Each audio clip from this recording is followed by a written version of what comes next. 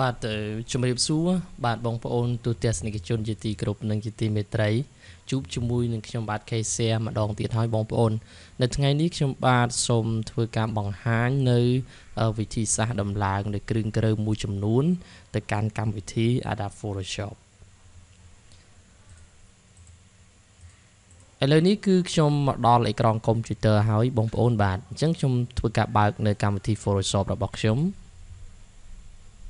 ដើម្បីខ្ញុំចង់ដឹងថាតើ Adobe Photoshop របស់ខ្ញុំនឹងមាន extension ហើយឬនៅបាទឥឡូវនេះគឺថាផ្ទាំង interface ចេញមករបៀបនេះអញ្ចឹងគឺយើងត្រូវបង្កើតกระดาษ select កិច្ចការមួយដើម្បីធ្វើការ check up ទៅលើ extension របស់យើងចូលមកពាក្យ file ហើយយើងយកពាក្យ new បន្ទាប់ទៀតបាទបន្តទៀតមកវាចេញផ្ទាំង dialog មួយនេះអញ្ចឹងខ្ញុំធ្វើការ rename ដាក់ឲ្យវាបាទខ្ញុំធ្វើការដាក់ឈ្មោះ background នឹងឲ្យវាមកខ្ញុំដាក់ថា eh បាទខ្ញុំដាក់ថា eh1 ហើយតាក់ទងទៅនឹងទំហំបាទខ្ញុំយកកម្ពស់របស់វា50 ម៉ែត្ររបស់វា50ហើយ resolution របស់វាខ្ញុំយក55តាក់ទងនឹង color mode គឺខ្ញុំយក RGB color ហើយតាក់ទងនឹងពណ៌នៅលើ background ខ្ញុំសូមកំណត់យកទឹកប៊ិចចាស់បាទហើយខ្ញុំយក OK បងប្អូនឥឡូវផ្ទាំង interface តាក់ទងទៅនឹងការបង្កើត background ថ្មីចេញមកហើយអញ្ចឹងខ្ញុំទៅធ្វើការ check up មុនគេតាក់ទងទៅនឹង plugin បាទតាក់ទងទៅនឹង plugin ខ្ញុំចុចទៅ filter បាទឃើញថាមិនទាន់មាន plugin អីទាំងអស់អញ្ចឹងខ្ញុំនឹងធ្វើការដំឡើងនៅពេលបន្តិចទៀតនេះខ្ញុំសូមធ្វើការ check up ទៅលើបាទខ្ញុំសូមធ្វើការ check up ទៅលើ layer style បាទអញ្ចឹងខ្ញុំសូមធ្វើការ check up ទៅលើ layer style អញ្ចឹងឃើញថា layer style mode របស់ខ្ញុំគឺមានតែប៉ុណ្ណេះទេបាទឃើញថាអត់មានអីច្រើនទេអញ្ចឹងនេះគឺជាការកំណត់របស់ default នៃ Photoshop អ្វីប៉ាពងថតវីដេអូមកឯងមករំខានប៉ាអញ្ចឹងឈឺនោមទៅវិញលឿនតិចប៉ាថតវីដេអូ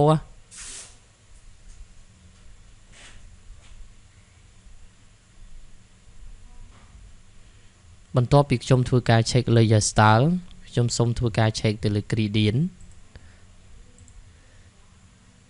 ឃើញថា gradient គឺមានតែប៉ុណ្្នឹងទេបងប្អូនបាទខ្ញុំសូម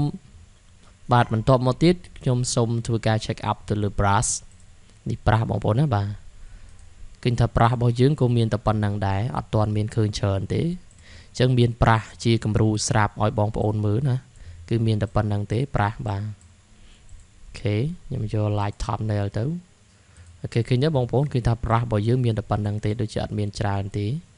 ខ្ញុំសូមធ្វើការ check up ទៅលើcustom shape បាទមកស្ដាំលើវាយកពាក្យ custom shape ហើយខ្ញុំមើលវាឃើញថាដូចជាមិនមានអីច្រើនទេបងប្អូនអូខេចឹងដើម្បីឲ្យបងប្អូនធ្វើការដំឡើង extension នឹងបានខ្ញុំនឹងធ្វើការបង្ហាញបងប្អូនម្ដងមួយ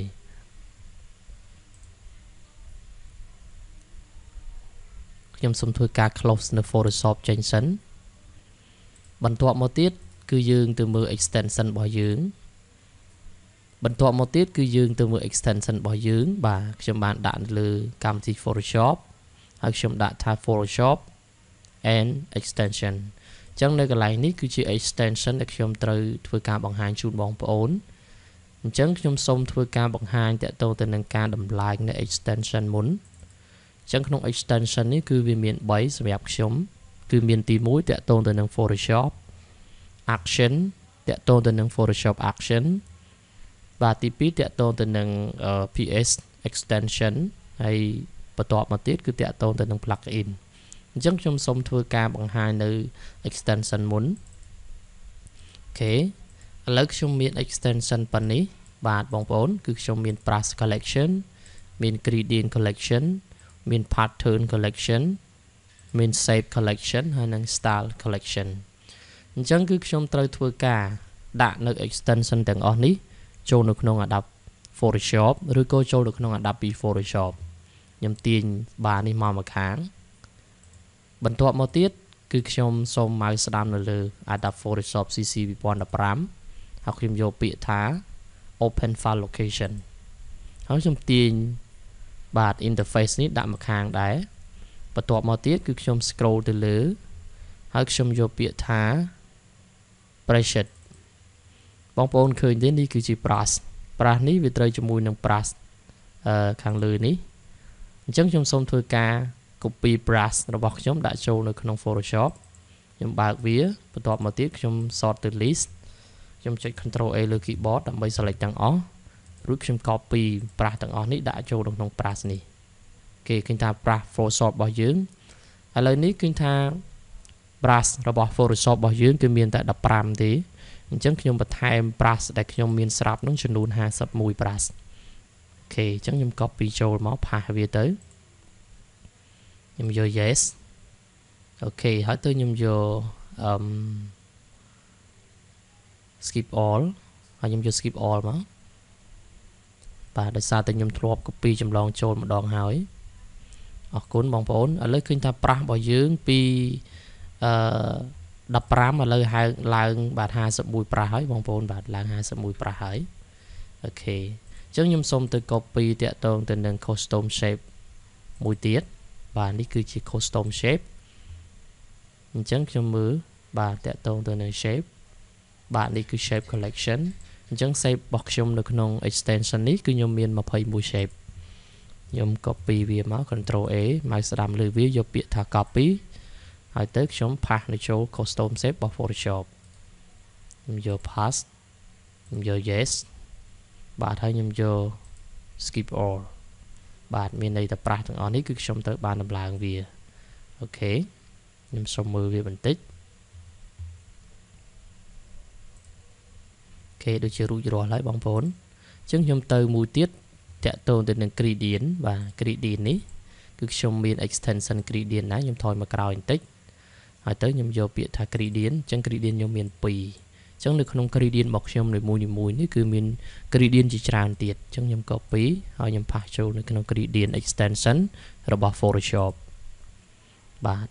ហើយបងប្អូនអញ្ចឹងឡើង12 gradient អញ្ចឹងខ្ញុំថយមកក្រោយខ្ញុំទៅយក style បាទបាញ់មិញខ្ញុំយក brush pattern ឥឡូវខ្ញុំយក style ម្ដងអញ្ចឹងខ្ញុំ copy style នេះដាក់នៅក្នុង preset របស់ Photoshop អញ្ចឹងខ្ញុំមើលតាក់ទងទៅនឹង style បាទនេះគឺ style អញ្ចឹង style នៅក្នុង Photoshop របស់យើងមានត្រឹមតែ12អញ្ចឹងខ្ញុំបូក23ទៀតអូខេខ្ញុំយក yes បាទហើយទៅខ្ញុំយក skip all ឃើញថាឡើងមកហើយបងប្អូនឃើញទេគឺ23 brush sorry 23 style អញ្ចឹងខ្ញុំទៅ copy pattern ទៀតបាទនេះគឺជា pattern របស់ Photoshop អញ្ចឹងខ្ញុំទៅមើល pattern ទៀតទៅនេះ pattern ហើយខ្ញុំថែមទៀតណាបងប្អូនអូខេបាទបងប្អូនគឺឡើង17 pattern អរគុណអញ្ចឹងខ្ញុំចូលទៅតាក់ទងទៅនឹង color light color បងប្អូនណាខ្ញុំ copy ចូលទៅដែរ Ctrl A យកពាក្យ copy ហើយខ្ញុំទៅមើលពាក្យលើគេបងអស់គឺ 3D light បាទហើយទៅខ្ញុំ sort ជា list ហើយទៅខ្ញុំសុំ copy ចូលយក yes យក skip all ដោយសារតែខ្ញុំធ្លាប់ copy ចម្លងចូលម្ដងហើយបាទតាក់ទងទៅនឹង extension របស់ខ្ញុំមានចំនួនប៉ុណ្នេះគឺខ្ញុំតម្លើងអស់ហើយបងប្អូនមានទី1 style ទី2 shape ទី3 pattern ទី4 gradient បាទហើយបន្ទាប់មកទៀតគឺ brush ហើយនឹងតាក់ទងនឹង color 3D light អញ្ចឹងខ្ញុំសូមទៅដំឡើងតាក់ទងទៅនឹង plug in បាទអញ្ចឹង plug in ខ្ញុំសូមបិទ Photoshop មួយសិនអញ្ចឹងខ្ញុំទៅ plug in បងប្អូនបាទនេះគឺជា plug in អញ្ចឹងខ្ញុំបើក plug in មកអញ្ចឹង plug in របស់ខ្ញុំមានច្រើនមែនទែនបងប្អូនបាទ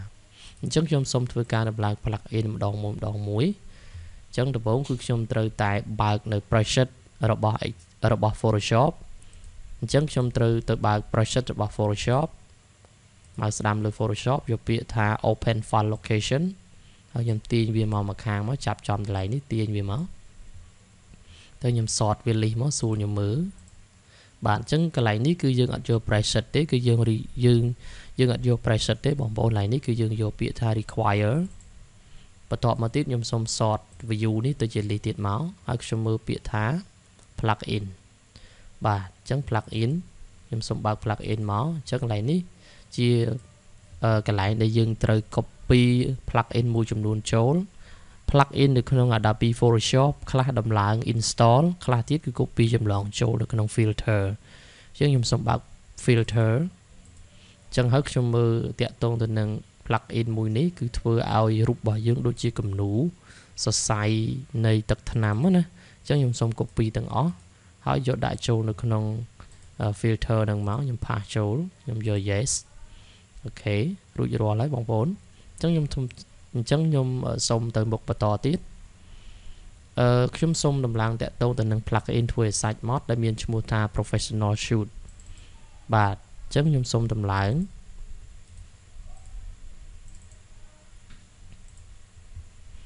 ចុច next ទៀតកន្លែងនេះគឺយើងយក add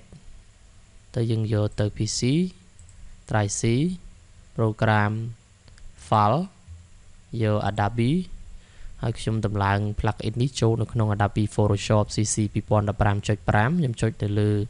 Adobe Photoshop CC 2015.5 ហើយខ្ញុំចុចពាក្យថា require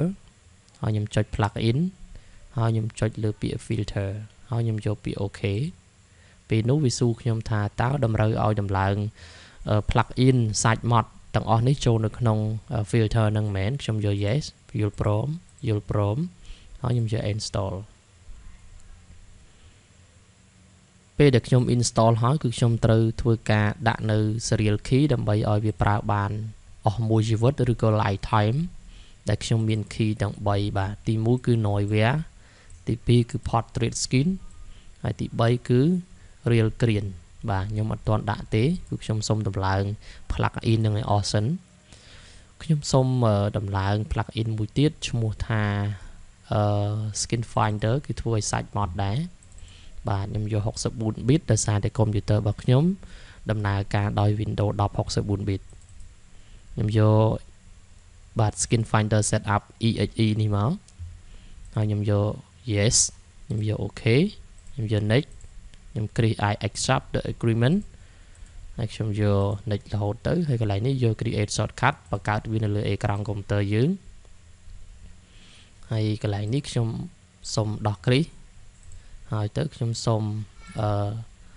ទាញ ក្រែកនេះយកទៅទុកនៅលើអេក្រង់ខ្ញុំឲ្យហើយដើម្បីខ្ញុំធ្វើការក្រែកនៅ skin finder របស់ខ្ញុំអញ្ចឹងខ្ញុំចាប់ទាញទៅហ្មងបាទនេះក្រែកសម្រាប់ skin finder ខ្ញុំអត់ទាន់ធ្វើអីទៀតទេគឺខ្ញុំសូមធ្វើការក្រែក skin finder មួយសិនគឺខ្ញុំមកស្ដាំលើក្រែកហ្នឹងបាទសុំទោសគឺខ្ញុំសូមបើកក្រែក folder បាញ់មិញហើយមកស្ដាំ copy ក្រែកហ្នឹងឯងបាទយកទៅដាក់ក្នុង skin finder នេះបាទដើម្បីផ្ដាច់វាកុំឲ្យវាជាប់ license យក OK បាទហើយទៅខ្ញុំយក skip all អញ្ចឹងខ្ញុំសូមបើកវាតើវា full ហើយឬនៅអូខេអញ្ចឹងវាថានៅអត់ទាន់ full ទេខ្ញុំសូមទៅម្ដងទៀតខ្ញុំយក open file location ទេខ្ញុំផាសមកយក OK អញ្ចឹងខ្ញុំយក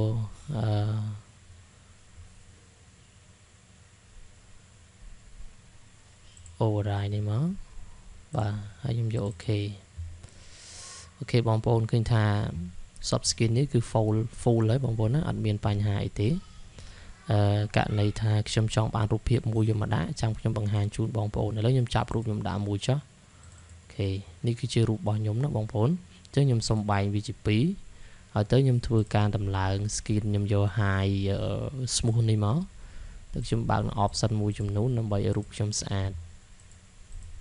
អូខេបាទបងប្អូនសូមមកក្រោមទៀតមកអញ្ចឹងកន្លែងនេះគឺជាកន្លែងដែលយើងត្រូវសេរីបងប្អូនណាបាទសេរីរូបឲ្យសឲ្យ mod អីទៅតាមអ្វីដែលយើងចង់បានបាទនេះ mod បាទ នេះគឺ mod ខ្លាំងបងប្អូនអូខេ balance បាទអូខេអញ្ចឹងបងប្អូនឃើញទេបាទឃើញខុសគ្នាទេបងប្អូនបាទគឺសាច់ខាងនេះគឺ mod ជាណាបងប្អូនអូខេអញ្ចឹងតាក់ទងនឹង skin finder ខ្ញុំតេស្តប៉ុណ្ណឹងខ្ញុំសូមទៅតម្លើង plugin ផ្សេងទៀតអញ្ចឹងខ្ញុំលុប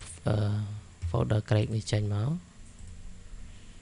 ខ្ញុំយកទៅ Photoshop របស់ខ្ញុំអញ្ចឹងខ្ញុំសូមតម្លើងតាក់ទងនឹង plugin មួយទៀតដែរ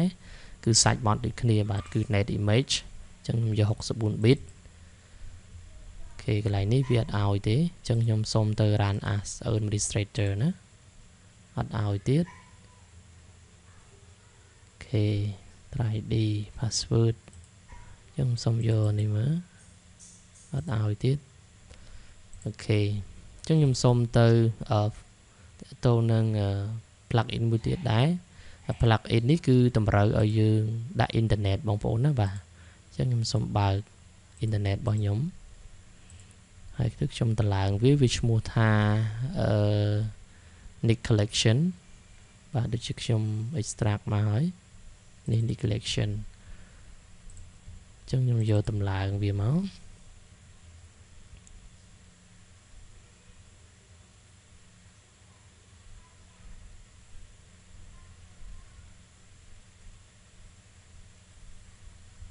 អូខេតមកទៀតយើងយក yes យើងរងចាំបន្តិចមកខ្ញុំយក OK ហើយខ្ញុំយក next ខ្ញុំយក next ទៀតបាទកន្លែងនេះគឺយើងយក try ខាងលើណាប៉ុន្តែតម្រូវឲ្យមានការភ្ជាប់អ៊ីនធឺណិតបងប្អូនសម្រាប់ plugin មួយនេះអូខេខ្ញុំសូមយក try ម្ដងទៀតអូខេអញ្ចឹងមកજાયបងប្អូនសូម break តិចអូខេអូខេខ្ញុំយក try អូខេតម្លើងមកបងប្អូនណាអញ្ចឹងឡើងនេះគឺយើងយកទៅតម្លើងវានៅក្នុង plugin feature របស់ Photoshop បងប្អូនណាចុចលើ this PC យក try C adapt បាទយើងយក require plugin filter ហើយយើងយក OK យើងក៏ install មកបាទបន្ទាប់ពីយើង install ចប់គឺយើងត្រូវដោះអ៊ីនធឺណិតចេញវិញដើម្បីកុំឲ្យវាជាប់ server ហើយខ្ញុំទាញ patch នេះវាចេញឲ្យហើយមកដើម្បីខ្ញុំធ្វើការ patch ឲ្យវា full ប្រើបានអស់មួយជីវិត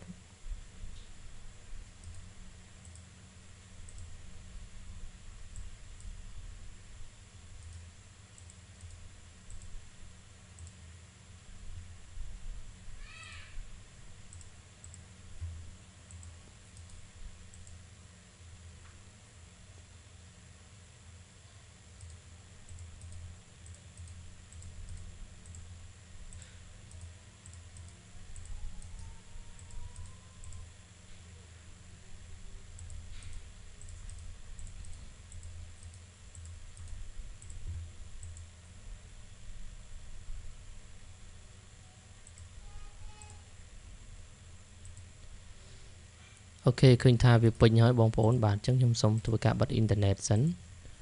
អូខេហើយចឹងខ្ញុំយក finish បាទ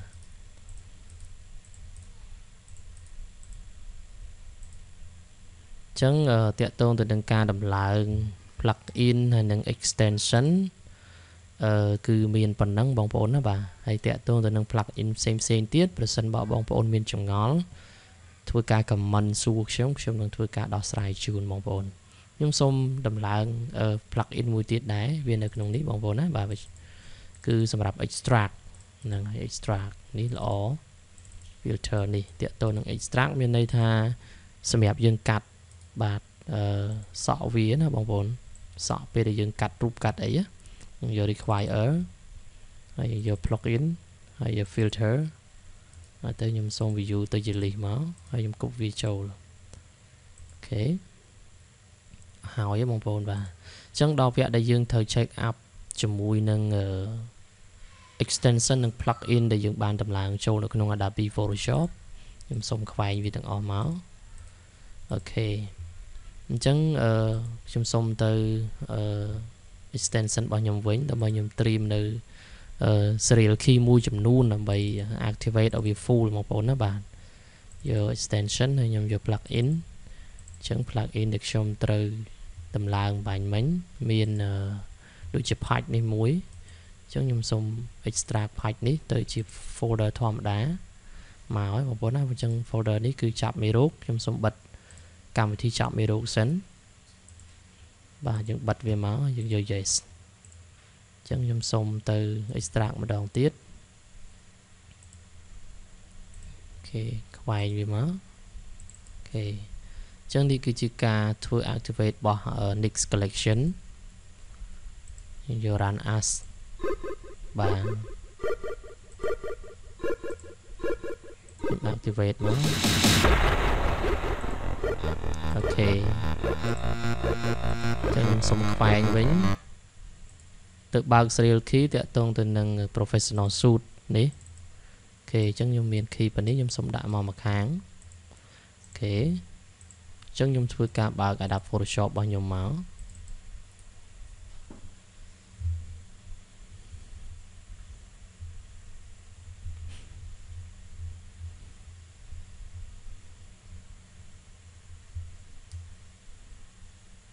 បាទអរគុណបងប្អូនអញ្ចឹងវាប្រាប់យើងណាបងប្អូនគឺ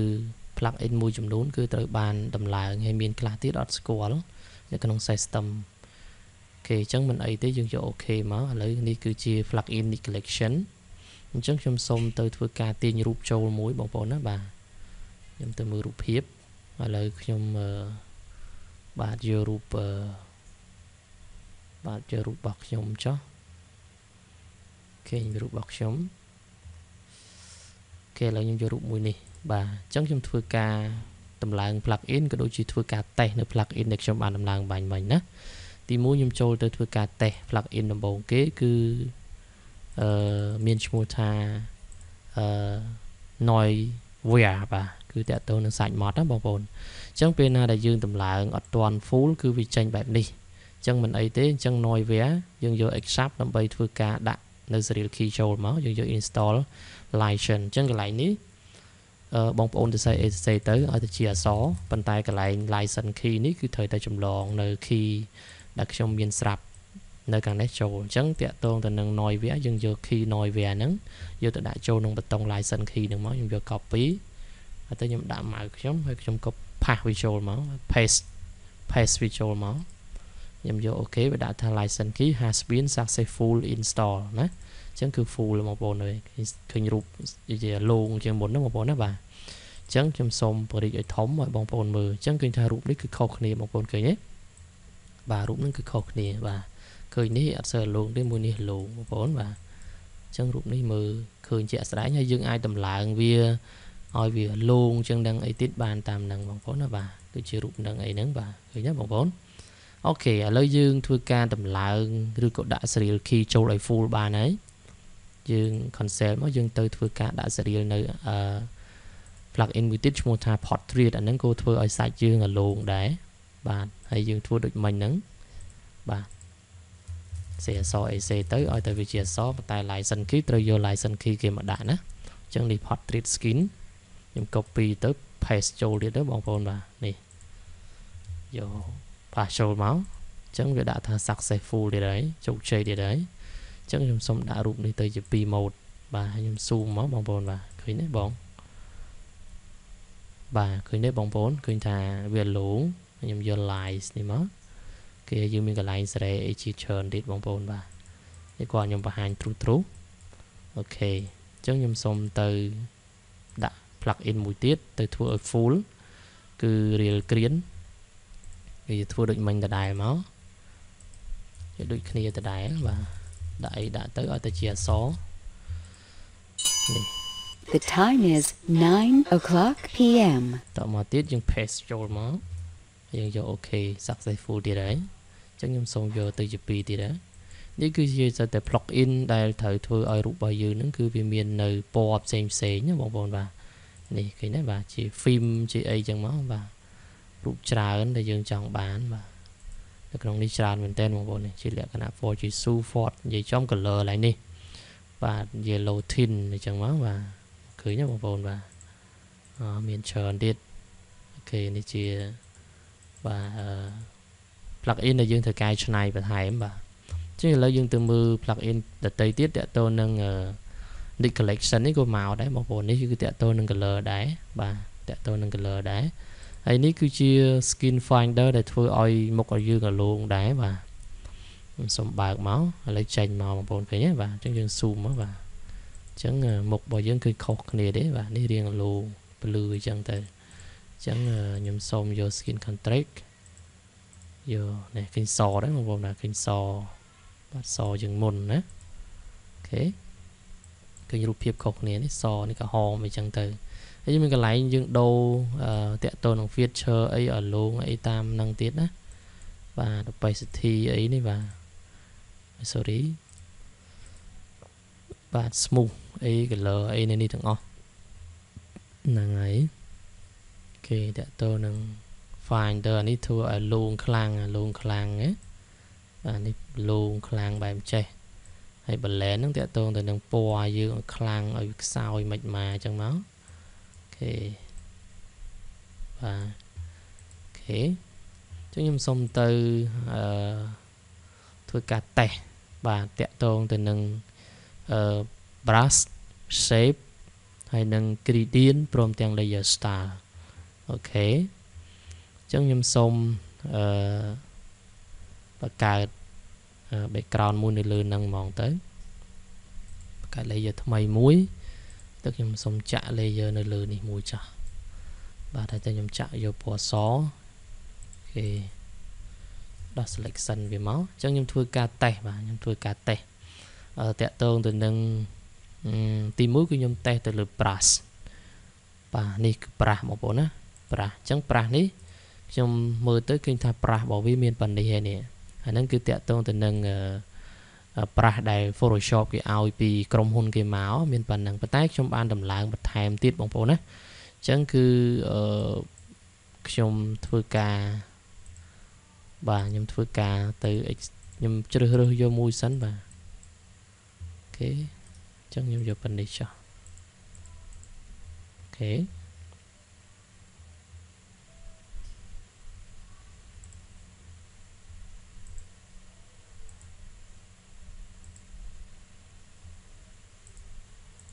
បាទ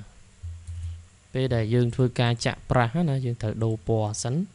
អញ្ចឹងខ្ញុំធ្វើការដូរពណ៌ប្រាស់ហ្នឹងឲ្យហើយអញ្ចឹងដើម្បីយើងចាក់ប្រាស់បានគឺយើងត្រូវយកលើប្រាស់នេះហើយទៅយើងដូរពណ៌ប្រាស់នេះទៅជាពណ៌ក្រហមណាឧទាហរណ៍ណាបាទអញ្ចឹងខ្ញុំធ្វើការមើលប្រាស់ម៉ូដប្រាស់ដែលខ្ញុំមានសិនអូខេហ្នឹងហើយបងប្អូនអញ្ចឹងឥឡូវខ្ញុំធ្វើការដាក់ប្រាស់មូលធម្មតាអញ្ចឹងទៅនេះគឺជាប្រាស់ស្មៅណានេះគឺជាប្រាស់ស្មៅដែលគេឲ្យយើងស្រាប់បាទអូខេអញ្ចឹងគឺនេះគឺជាប្រាស់ស្មៅបាទអញ្ចឹងខ្ញុំទៅមើលប្រាស់ដែលខ្ញុំតម្លើងបាញ់មិញនេះបងប្អូនគឺច្រើនមែនទែនតាំងពី laser brush ហើយនឹង lens flare បាទមាន brush មាន brush 11មានអីច្រើនមែនទែនបងប្អូននេះមាន floral brush មានច្រើនទេបងប្អូនណាមានច្រើនមែនទែនហើយតាក់ទងទៅនឹង floral brush ហ្នឹងគឺរូបរាងវាបែបនេះបងប្អូនណាយើងយកអូខេមកនេះបងបាទឃើញទេបងប្អូននេះច្រើនមែនទែនតាក់ទងនឹង floral brush នេះគឺជា floral brush ដែលខ្ញុំបានដំឡើងមុនហ្នឹងអូខេអញ្ចឹងខ្ញុំដាក់មកបាទនេះហើយគឺជា floral brush បាទយើងចង់គូសបានបាទហើយមានbrush ជាច្រើនដែលខ្ញុំដំឡើងមកដូចជាពាក្យថានេះ untitled brush នេះក៏ច្រើនដែរគឺខ្ញុំបានដំឡើងមកដែរច្រើនណាស់បងប្អូននេះរាប់រយប្រាស់បាទមានន័យថាប្រាស់ហ្នឹងគឺសម្រាប់យើងធ្វើការបាទគូវាសផ្សេងបាទគូវាសអីផ្សេងហើយច្រើនមែនទែនបងប្អូនណានេះមកកណោនេះបងបាទច្រើនមែនទែនសិតតែប្រាស់នេះតាក់ទងទៅនឹងប្រាស់ស្លឹក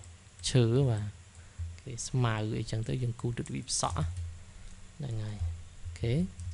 ចឹងខ្ញុំសុំទៅក្រោយវិញបាទ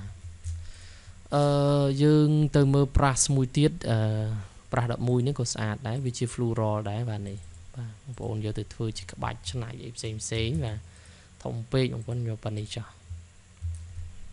ok chân vì nhóm đã tha rồi phải tầm hùng với bà con cưới nữa bà đây cứ chỉ pra rồi phải tôi page trong nhóm giờ bay rồi bà chân nhóm giờ phần này mà ông bà đi hơi cứ chỉ pra nó dừng chọn đồ một pra xế nhưng giờ đi tới đài mà và thông mấy ok vô bay rồi ok là mô mà bọn nó vào chắc là lấy pra nhôm ban thưa cả chạy cháu chân pra để dương đầm lang bài bánh cứ install cho hỏi chắc trong xong từ custom shape mũi tiết mưa shape nếu cứ chưa shape photoshop để cái áo sạp bằng bọn nó lấy nhưng từ mưa shape là nhôm tờ lang bánh mấy dương cho mà lại xịt thiên đi máu hỏi tới dương mưa đi sẽ bị nhôm đầm lang bánh play miền đôi chia anti-toll và sorry unlimited và custom shape for Photoshop hay là miền random miền Photoshop shape miền ấy nè chân thay nè bạn miền phim miền ấy nè bà trả lời nhung giờ đi unlimited nè mưa miền màn shape đó ok lấy vì miền bản nắng là nhung xong vô học xén cứ bà hai chia random đó nhung giờ random nữa random tôi cho bà hai chia Photoshop shape nè Photoshop shape để nhung tờ lại nữa nè ok một ổn bài màu mà bọn nó cứ tràn mình tên này bạn rọp rồi shape bạn bằng phone chẳng bàn shape và page ấy cái nhưng vô từ cu trong Photoshop tới và ok miền sạch tri và miền mũ miền rụp bạn so media và miền chọn mình tên bằng phone tràn nó nhưng mà đi rọp bạn ở thế chẳng vì nghi sưu sẽ bong phone này vô về từ thưa cả design nhé bà chăm thôi cả download a trên vì internet non từ you pra internet ra này tê bà ok chẳng ủi thò được trong vô pra mua vô một cú nữa kèm vô pra mua này ở trong vô save mua này chẳng vô cú món bồn bà bồn cười nhé bà này bà chẳng nhầm xong từ cú đòn tiết món nhầm vô rụp xén ok lời nhầm vô rụp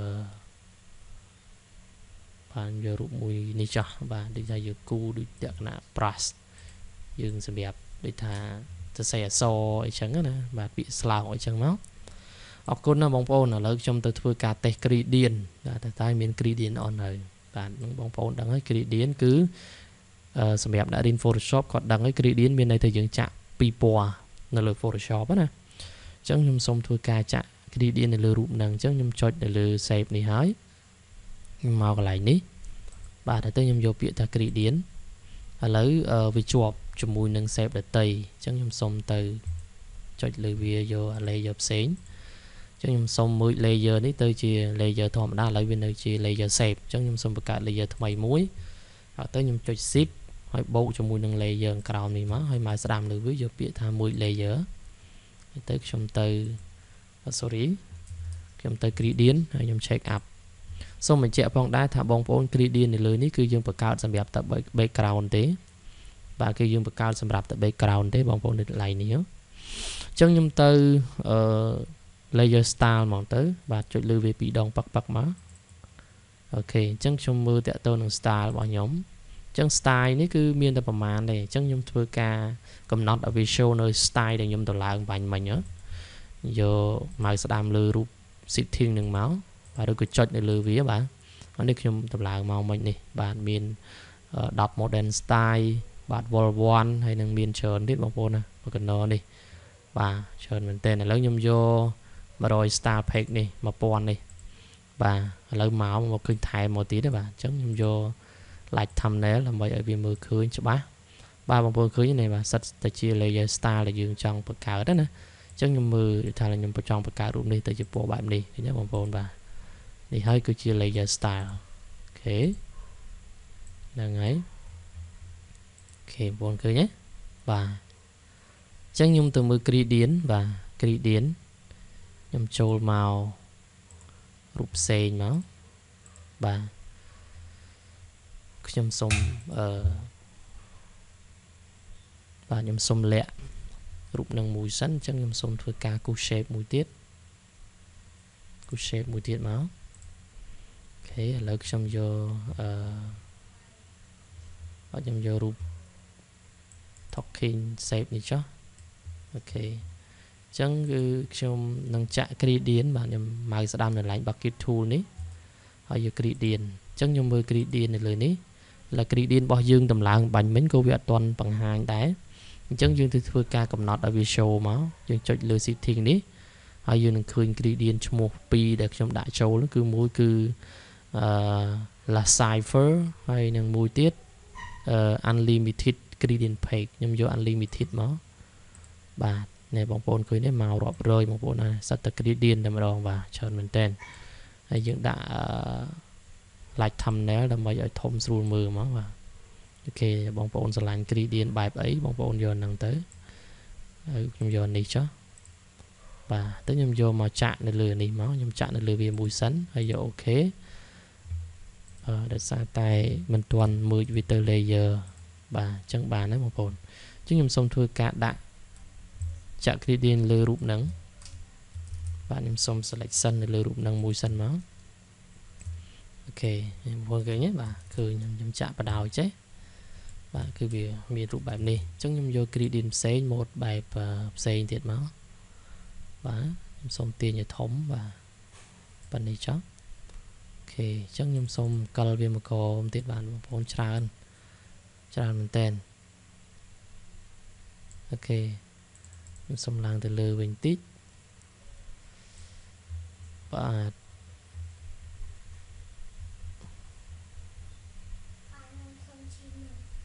giờ mùi ní tiết máu chắc nhầm xong tôi cài chạo vì ô bị lời cho không cho ship nữa cho phầnนี้khi bị tránh nhé một con bạn sẽ rất gradient để dương trả lời về tránh và tẹt tôn từ nâng color lát bàn color lát đôi chơi nhóm đại châu đáy cho nhóm thua cả tê color lát máu cho nhóm máu sẽ đam lừa rụp bỏ nhóm ní bạn nhóm mưa sắn để rụp background đỏ về tránh máu cho nhóm thua rụp bỏ nhóm ní cho nhóm sống đạo rụp bỏ nhóm mà luôn xa định máu và cứ skin finder ok chẳng trong giờ light zoom tỉnh máu vào ok và còn đấy nâng chẳng giờ ok ok chẳng khi tha nhầm thưa rụp này hiện xa đã luôn để chết nè ta nhầm thuê rụp với đường plư tích và plư tích máu nhầm giờ image adjustment và ta nhầm vô coach ok tới nhầm vô lại RGB ở sò rụp nâng mưa tới só nè và ok chẳng nhầm tới mưa ở color lát nơi cho mùi nâng rụp mùi này đá tẹt tôn từ nâng adjustment layer chẳng nhầm vô mưa lát color ok xong mưa mùi nữa đây color make up và color make up chẳng color make up nó cứ lát color nâng hài chẳng đi bóng phong này dưỡng đã trâu mà nhớ miền mà cần mà như này bà tăng vì Sony tăng vì ấy nè ok nâng một bóng khởi nha bà riêng với bài này và đẹp đi giờ tam nâng mua crop màu dưới và bài này lư vì dương mưa tam nâng máu và luôn rồi cô ấy chẳng mấy chẳng má dương kết thật xa đó nè bà ok bóng phone và tràn ok tràn mình tên ok nhưng nâng hai bóng phone xa tay dương đã bò trớn đi plư và ưu thoại nhầm vô rụp này cho nâng hai xong mọi từ châu nông vĩnh để bóng phone kinh plư trẻ xa đấy bóng phone và trẻ xa mình tên ok nâng ngay bóng phone là tẹt tôn từ nâng ca đầm lại plugin có đôi chia đầm lại extension rồi cô đầm lại ấy nâng cứ hào với bóng phone á hay chủng phu bóng phone chẳng bán extension được cô plugin ở trong video ní bóng phone còn là thưa ca comment hay thưa ca tẹt tôn tam telegram bạc sống trong thưa ca bạc nhà chun bóng phone đã kết lại bóng phone á chẳng dùm ra video mới nhất cho bạn mình phần nâng số một cuốn xong cục lìa